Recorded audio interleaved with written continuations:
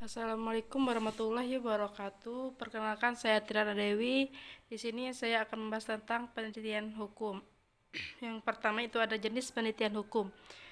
Jenis penelitian hukum itu ada dua, itu yang pertama normatif, yang kedua ada empiris. Penelitian normatif itu secara aktif menganalisis tentang norma sehingga peranan subjeknya sangat menonjol. Sedangkan empiris yaitu sebagai penonton yang mengamati gejala-gejala yang objeknya dapat ditangkap panceandera, yaitu penelitian yang mempunyai objek kajian mengenai perilaku masyarakat. Karena penelitian empiris ini membicarakan tentang fakta sosial yang ada di masyarakat. Yang pertama, kita akan membahas tentang penelitian hukum normatif. Penelitian hukum normatif kerap saja tidak cukup karena alasannya yang pertama, masyarakat yang terus berkembang dengan perkembangan teknologi informasi dan migrasi lintas batas. Kebutuhan masyarakat menuntut perkembangan pengetahuan lintas disiplin. Kedua, hubungan antara hukum dan masyarakat yang kompleks kerap kali tidak dapat dijelaskan hanya dengan pendekatan hukum belaka. Yang ketiga ada hukum perlu dipelajari dengan melihat konteks di mana hukum bekerja atau empiris tersebut. Hukum dapat dipelajari bukan saja dengan pendekatan disiplin ilmu hukum, tetapi dengan dukungan dari disiplin ilmu lain, misalnya ilmu politik, kesehatan, ekonomi, teknologi, manajemen, dan seterusnya.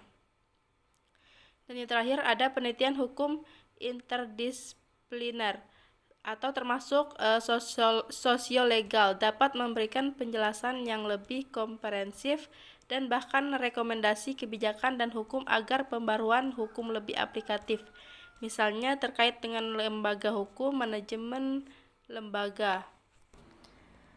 Selanjutnya tentang ciri pertanyaan penelitian yang baik. Yang pertama, jelas dan dapat dipahami secara mudah. Yang kedua, dapat diteliti.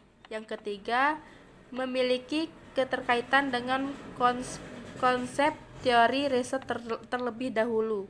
Yang keempat, punya keterkaitan satu sama lain. Yang kelima, tidak terlalu luas dan tidak terlalu dangkal. Selanjutnya, berbagai metode pengumpulan data. Yang pertama ada kajian literatur atau bisa disebut dokumen hukum atau dokumen lainnya. Yang kedua, wawancara mendalam secara kualitatif. Yang ketiga, survei atau penggunaan data kuantitatif. Yang keempat, pengamatan. Selanjutnya, ciri khas penelitian sosiologi hukum.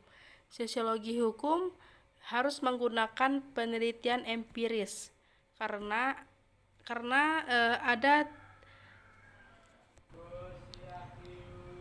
bertujuan membuktikan sebuah dugaan dengan melakukan pengamatan atau observasi dan percobaan untuk menemukan kebenarannya.